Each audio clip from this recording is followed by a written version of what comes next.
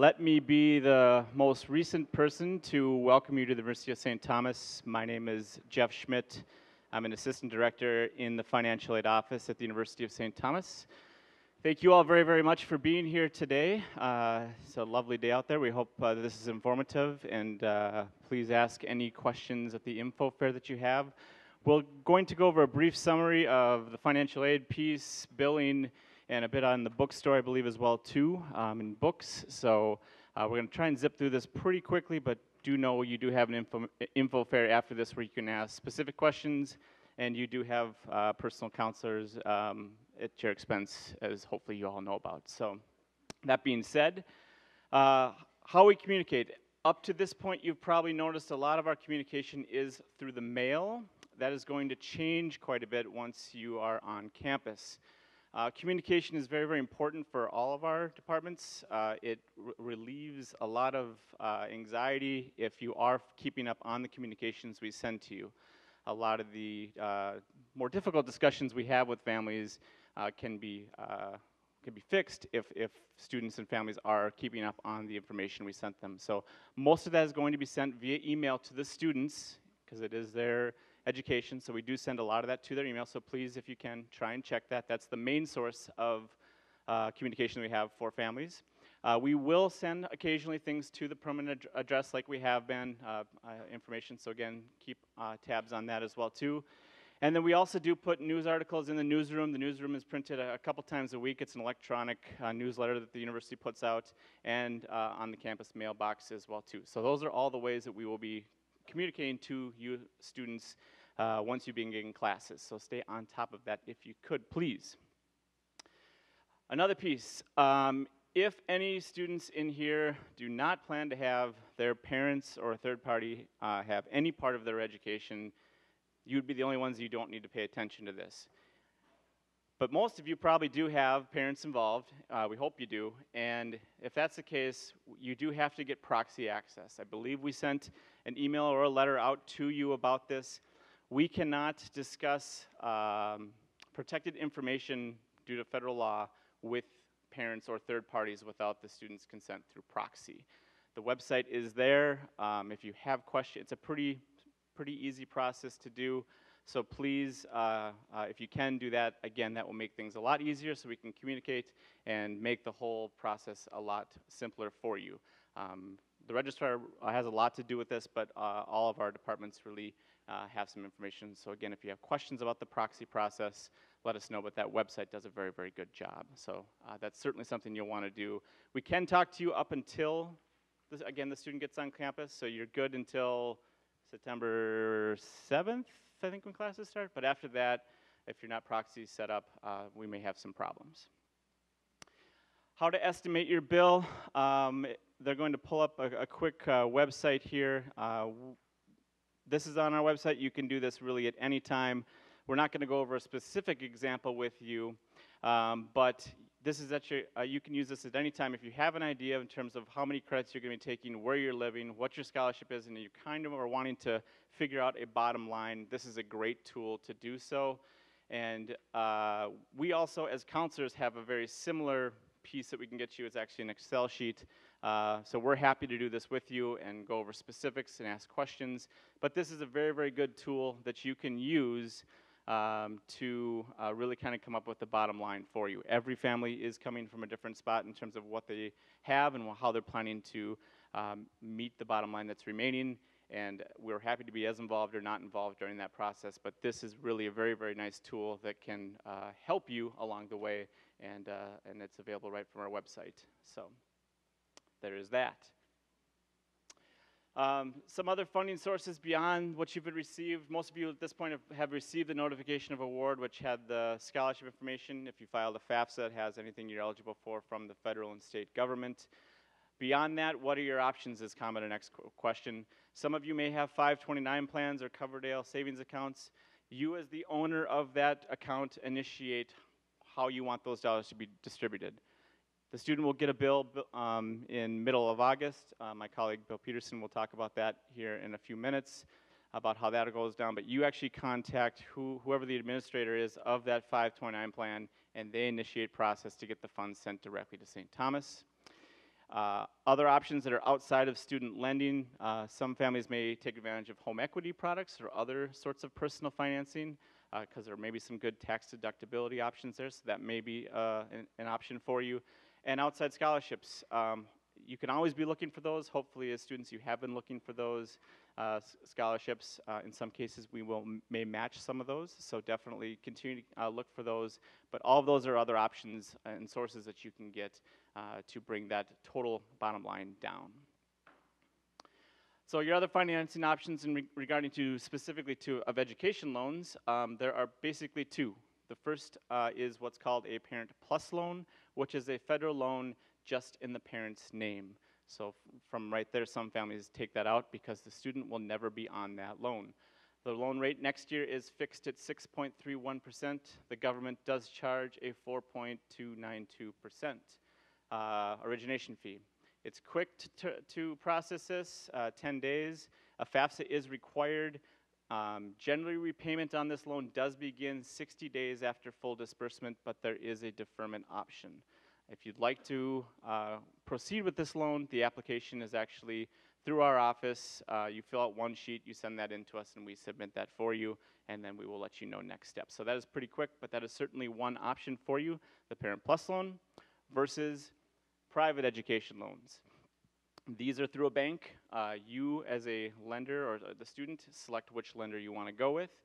In general, these can be in the student's name. You're likely needing a cosigner on there, oftentimes a parent, does not have to be.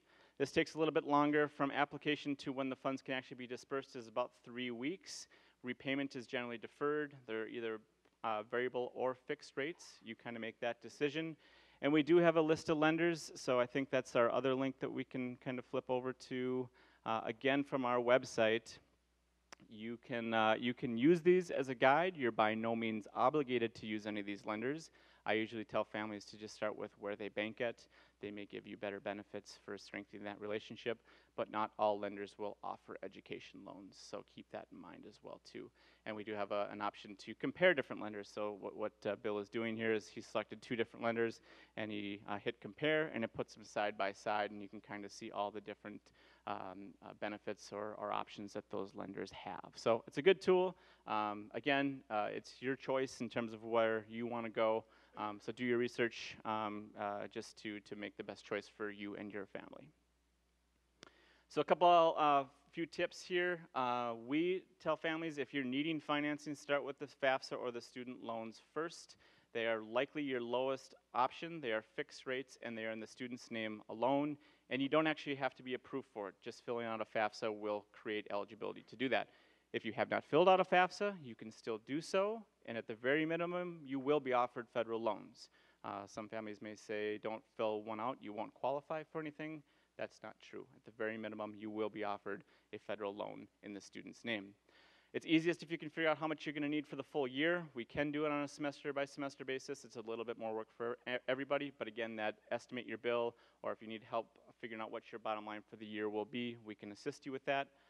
Again, planning time, we tell families now, between now and the middle of August is probably the best time to start applying for loans to make sure that those funds are in place for when the bill is due, which is the 19th of September, and do your research. That you may have different benefits you're looking for as a borrower compared to the family next to you. So that's where within the next month it's good to do a little bit of research to see what's best for you.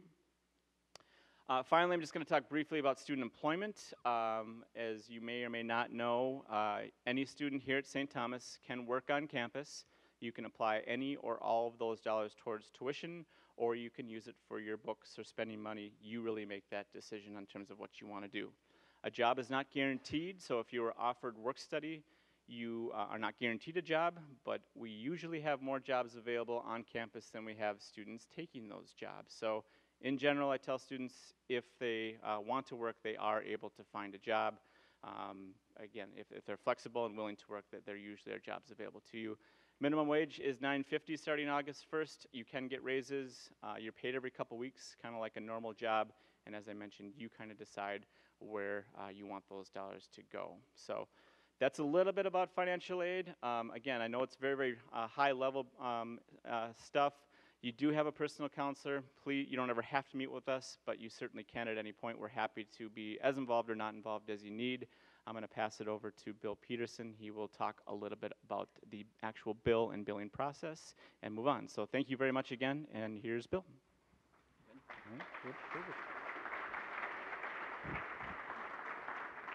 Morning, everyone. Can you hear me okay? Good. You guys all look really excited. This most riveting information you received all day? Pretty much. Well, and on top of that, I'm going to talk a little bit how we do the billing here at St. Thomas. I'm the credit manager at the business office, and what I'm going to talk to you a little bit about today is how we do the billing here at St. Thomas. And the due dates are, I talk a little bit about authorized users, how we communicate at St. Thomas, which obviously we've probably talked about a few times already this morning. Talk about e-refunds and just a few other odds and ends as well. First of all, like we mentioned before, the main mode of communication is through the UST email address. So what that means, as a student here, we want to make sure that you set your parents as an authorized user on their student account. First of all, the e-bills are generated to the UST email address right around the 22nd, 23rd of each month, with the due date on the 19th of the following month. It always will be on the 19th. Now, we understand as parents may take a high responsibility on this, so please set them as an authorized user. By doing that, that gives them access to the online system. So we understand proxy is kind of university-wide in discussing detailed information with you, but it doesn't give you access to our online billing system, so you'll want to make sure that you set them as an authorized user on there. It's really quick, it's pretty simple.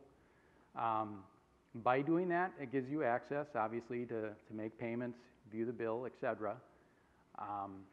And also, importantly, it lets us discuss any detailed information with you if you have questions. Like I mentioned, we talked about payment plans, or the first due date is September 19th for fall semester. Students are automatically enrolled in basically what's called a semester-long payment plan. So you have the choice of paying through the semester. So as you can see, for fall, it's September through December. And for spring, it's February through May. J-term is a standalone because that's optional for students and whether they want to take a J-term class. And so that would be billed out at the end of December with a due in full January 19th. Now, families, if you have the ability to pay it up in full by that first due date, by all means, you can do that. That's not a problem. If you want to pay maybe half and half, just do half in September and the rest in October, that is fine as well. You don't have to necessarily follow the payment plan. If you choose to do so, I just want to mention that there is a 1.1% finance charge that's assessed monthly.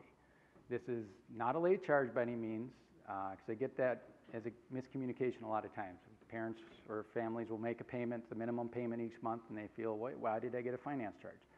It's a cost for extending the credit and allowing you to pay it over the 4 or 5 months for that matter. So if we're going to extend that out, there's going to be that monthly finance charge, regardless of whether that minimum payment is made or not. So how many students here this morning are familiar with Murphy Online? Have you been introduced to that a little bit? Good, good. Well, basically that's your main portal, so you'll be very familiar with that. To log into the eBill ePay system, you'll just log into Murphy Online, and one of the main options will be the eBill ePay system. So when you get in there, there's a few tabs at the top of the screen that I just want to highlight. Obviously, it's probably difficult to see, but down in the bottom right, up there, it says Authorized User. First of all, that's where you'd click to set an authorized user. You click there, it asks you to add an email address for your mom or dad, grandparent, for whoever that matter. You can set up multiple ones as well, and click Submit. Now, I know I get a lot of students that say, well, I don't have a lot of time, that's difficult. Believe me, as quick as you can set out one of your Snapchat, Twitter things, you can do this. I don't know that stuff very well. But it's pretty quick, it's pretty easy. Another thing as well is e-statements up in the top there. If you want to see that monthly bill, and it's a PDF snapshot, so if you see that and let's say you make a payment, it's not going to reflect on that bill. It's a PDF snapshot of what the bill looks like. And so when you click there, you'll see a statement like this. And in August, it's going to look very similar to this. It's going to show all your tuition and fees, room and board billed out on there. Right below that, you'll see current payments. So that could be any payment you've made up to this point, any UST award, scholarship, grant for that matter, should all apply in August before that first due date. So you'll see those as current payments. What you're not going to see though, however, is if you have a private loan or a federal subsidized or unsubsidized loan, those are not going to disperse to the account until right before the due date in September 19th. The reason for that is the interest clock starts basically once they're dispersed. So we wait until the absolute deadline, so we do it right around the 17th, 18th, depending on where it falls there in the weekend, or during the week. So you got to remember that it will have that. If you don't see it on there, that's not a big issue. It just may mean you have a couple other, maybe a requirement you still need to complete through financial aid, and it didn't catch that on the first e-bill, so it's not a big deal. So you can always call into the business office or financial aid for that matter and just make sure you have everything completed. If you want to have an idea how much will come out or how much will disperse, so you know what your final bill will be, final balance will be due there in September 19th, we can let you know that. So always feel free to call us. We can help you out with that. Now, let's say you're registered for 12 credits, 16 credits, and you have financial aid, maybe 529 plan, and you have more than enough financial aid to cover your balance, in which we owe a credit balance back to you. We want to make sure that student sets up an e-refund profile, because we're going away from producing checks. We still do that, but it's very, very limited. We only do it really once a week. So we want to make sure they set up an e-refund profile. It's easy. That's done through the e-bill, e-pay system, and it was one of the tabs at the top of the screen said e-refund. Basically set up any bank account that you'd like us to electronically deposit those funds back to it. And we usually do it within a day or two right after the loans have been dispersed. So it's pretty quick, it's easy. One thing to remember, only the students are able to set the e-refund profile through their Murphy Online portal. As an authorized user, you won't be able to do that, or you won't have that access. So understand as parents, you go, hey, we want the money back if we're paying. Just work with your son or daughter on that in regards to which account you'd like it to go to. And just as a reminder, as an authorized user, you'll know once you're set as an authorized user because you'll get an email just saying you're now set as an authorized user. It'll give you a link with login instructions. So basically it's just your username is your email address that was set, and then you'll be able to set your own password. So it's pretty quick, pretty simple. In some cases, a paper check is produced for Parent Plus loans. So just keep that in mind. If there's a Parent Plus loan that generates a refund, then we generate paper checks for that as well. So if the first payment, if you missed the payment by the 19th, or maybe you only paid a portion of it, when we generate the bill shortly after that, that account would be considered past due. So it would put a hold on their registration, viewing their official transcript, or accessing it for that matter. And it will also give them restrictions to adding express charges to their ID card, which I'll talk a little bit about later. By all means, though, we want you to know we're here to work with you. If there's any financial difficulties, we understand life happens. There's medical bills, unexpected medical bills, loss of job, or whatever it may be. Please call us and let us know. We're here to work with you as much as we can, financial aid in the business office. The sooner you do call in regards to that, the better. Then we have a little bit more time to work with. Students basically are billed for fall semester only at this point. And starting in mid-fall, they'll be starting to register for J term and spring. So we're not billing that all up front to know what they're going to be having for the whole year. So they're going to be registering mid-year for that. So it may restrict them from registering. So the sooner you call us so we can work with you, the better. And my name is Bill Peterson, and so you can speak to me or anyone in the business office for that matter, if not. What we also offer here is a tuition refund program. Now this is in regards to any medical withdrawal though. It's offered through or administered through AWG Dewar, and it's 80% reimbursement of any tuition and fees. The cost is $110 per semester, $27 for J term. the enrollment is optional. So if you choose here, maybe this first year, first semester, hey, it's a good idea to do this, so the students adapt, and so you know kind of where they're at and everything's fine. If you choose, for spring semester or next year not to do it, it's optional. You don't have to. With this, though, it reduces the financial loss of a medical withdrawal only for all the classes. So that means you can't just drop one class and keep the other ones if you're doing well. Let's just say maybe you come down with mono or pneumonia and you're halfway through the semester, you may run into that issue. This is something that's offered. What it also does, though, we strictly adhere to our tuition refund schedule here at St. Thomas. And what I mean by that is, let's say you're enrolled, you're 2 months into the semester and your best friend Johnny's not in the class anymore, or you're not enjoying the professor, or it's just not doing very well. If you choose to withdraw from that class or drop it in your 2 months in the semester, you're not going to get anything back for that. Students have the first 10 days of class, basically your first 2 weeks, to add and drop classes all they want. After that, then it will go down from like 80%, 60%, etc. So just keep that in mind. So if you're the further you are in the semester, that we strictly adhere to that. And it wouldn't fall under a medical withdrawal if it has nothing to do with that. So just keep that in mind. What we have here is today, you're going to get your student ID card, which is also known as your Tommie Card. Your ID card basically serves as several functions for you. It gives you access to your dorms, your laundry, your meal plan with the flex dollars are all loaded on that. It gives you access to the gym, the library, etc. What it also acts as is kind of like a prepaid debit card in a way, if you'd like. How that works is it gives you two options, basically, to which you could prepay that using a credit card, and every $100 that you add to it, you get a 5% bonus. So if you choose, I just want to add $200 to the student ID card so you can use it for books, or you can use it for sweatshirts or food or anything. It's offered for anything on campus, and it also is used by a few vendors off campus, like Devani's, Chipotle, a few of those that accept that as well. So with that, if every $100 you add, you get a 5% bonus. So if you put $200 on, you'll get $210.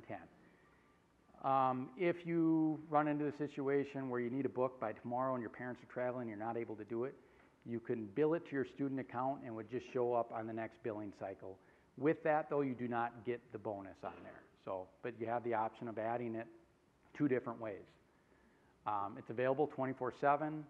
You can go access it through the card office website.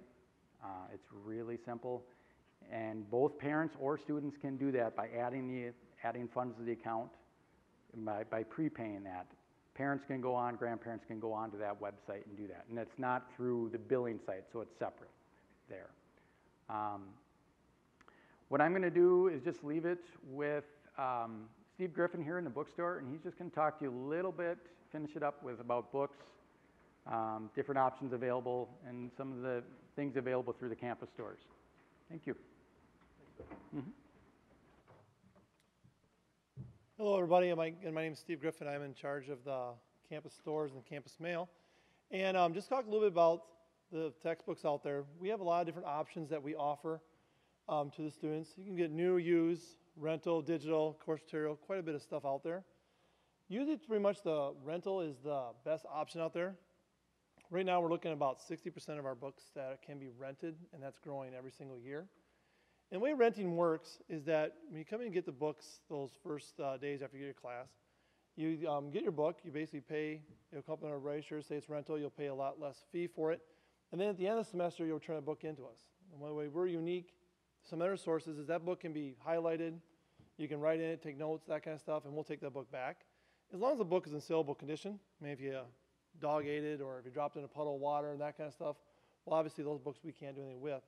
But usually we take those books back. And we also have at the end of the semester, when your student comes back and sells their books back to us, our system will check for any books they may have outstanding, and we'll get them back in there. The one thing, if they don't turn the books back in, you're just charged the price of the book. So that's what it works at the end. There would be some books that you may get that all of a sudden you got through semesters, well, you like to keep this one or I'll need it my next class, then you just keep the book and you're basically paying what you would paid originally anyway. The other thing is also that we have, if you go to the website right there, today you guys will register for classes. And after you register for those classes, you can go to our website. It'll list by your class what books are needed. And we have a thing called reservation. And what that is, for a small fee, you'll pick your books and it'll be sent to us. And we'll put those books in a box for you. And you just come and pick it up. So that first week when you're moving to campus and you're moving your dorm in, all the stuff that's going on, the activities, instead of waiting in lines at the campus store, you'll just basically get your book, go back to your dorm and have your books all ready to go. And while we pick those, we get you, if you want used books, you get first dibs on the used books and all that stuff before all the students start arriving that week of rush. So we have a lot of different options out there. The other thing we're in charge of is we do have the downstairs. You'll see that the Tommie shop down there. And most of your packets will show that you get, for being here for orientation day, it's 15% off your Tommie gear down there. So it's always a nice benefit to get that purple and gray clothing and all that gift stuff downstairs also. And then I said, I'll be out there at the information fair too, like all of us will be. And if you have any specific questions out there that we don't answer here, you can definitely let me know. Otherwise, we do have a few minutes. If there's any questions out there, we can take some questions that you may have for the remaining time we have. All right. Were we that informative? I doubt it. Sure. Isn't the 529C the college fund? Yeah, 529 plan. Yeah. If we had one and wanted to make a withdrawal from it, do we have to have our statement from St. Thomas to submit, or how are those? Yes, with working with the 529 provider, yeah, in most cases they'll just need the statement, the monthly statement that you provide. And that should be all you need. I would check with them first to see exactly, but in most cases it's just need that monthly statement first. Sure, ma'am?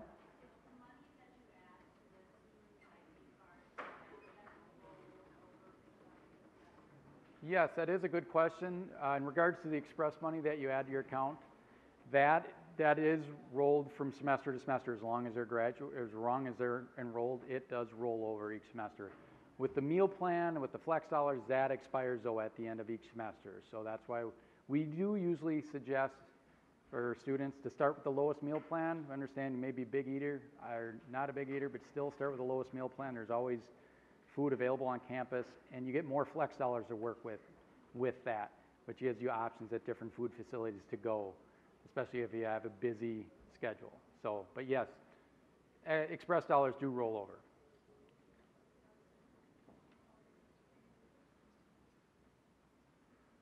Well, if there's no more further questions, I guess we'll move forward. Thank you. Mm-hmm. Thank you all. 2 minutes. 2 minutes, I promise. The next two things we split the group in half for. Some of you are going to lunch and then our information fair. Some are going to the information fair and then to lunch. They are both on the first, one floor down from us.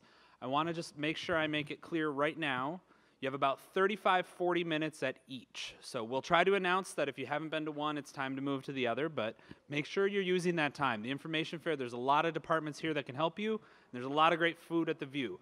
I'm going to actually dismiss the folks that are going to lunch, so groups 1 through 6 first, because we can get you in line and get out of the info fair folks' way. Sorry.